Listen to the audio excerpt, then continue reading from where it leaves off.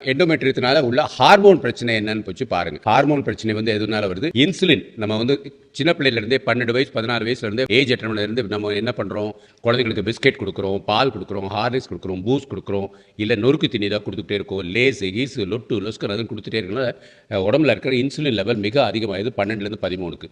So அந்த insulin level அதிகமான பிறகு ஆரோக்கியமான உணவு சாப்பிட்டா கூட அந்த இன்சுலின் போராமே வரும். அப்பதான் பிசிஓடி டெவலப் ஆகுது. ஸோ அப்போ இந்த இன்சுலின் அதிகமாகறனால உங்கள் கர்ப்பப்பை வந்து பெருசாக ஆரம்பிக்கும். கர்ப்பப்பை பெருசாக என்ன பண்ணுன்னா உங்கள் உடம்புல இருக்கிற கொழுப்புகள்லாம் நிறையா வரும். அதிலிருந்து ஈஸ்ட்ரஜன்ஸ் வர ஆரம்பிக்கும். ஸோ கொழுப்பு எப்படி இருக்கும்? கொழுப்பு அடிவயிற்றில் இருக்க கொழுப்பு ஃபேட் எல்லாம் இருக்கு இல்லையா? நம்ம அடிவயிற்றில் இருக்க இந்த கொழுப்பு இருக்கு இல்லையா? இது இடுப்பில் இருக்கிறது. உடம்பு வந்து 60 கிலோ இருந்து 100 கிலோ ஆயிருப்பாங்க. அந்த 40 கிலோவும் கொழுப்பு தான். அந்த 40 கிலோவும் சேர்த்து ஈஸ்ட்ரஜன் அதிகம் ப்ரொடியூஸ் பண்ணும். அந்த ஈஸ்ட்ரஜனும் இதே எண்டோமெட்ரியலை பாதிப்படைஞ்சு அது ஃபுல்லாக இன்ஃபெக்ஷன் வந்துக்கிட்டே இருக்கும். ஸோ இதுதான் மெயின் பிரச்சனை.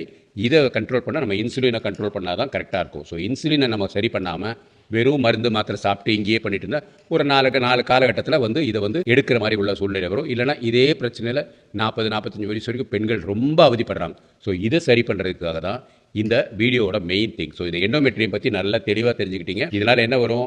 அடினோமயோசிஸ் வரலாம், இல்லை பிஐடின்னு சொல்லுவோம், பெல்விக் இன்ஃப்ளமேட்டரி டிசீஸ் வரலாம். அதுக்குள்ளே வந்து ஃபைப்ராய்டு அதெல்லாம் வந்து இங்கேருந்து வருது. ஸோ நான் சொல்கிறது இதுக்குள்ளே இருக்கிறது மட்டும் தான் நான் சொல்லிட்டு இருக்கிறேன். எண்டோமெட்ரியம்னால உள்ள ப்ராப்ளம் வந்து வேறு எப்படிலாம் சரி பண்ண முடியுங்கிறத நான் தெளிவாக சொல்கிறேன்.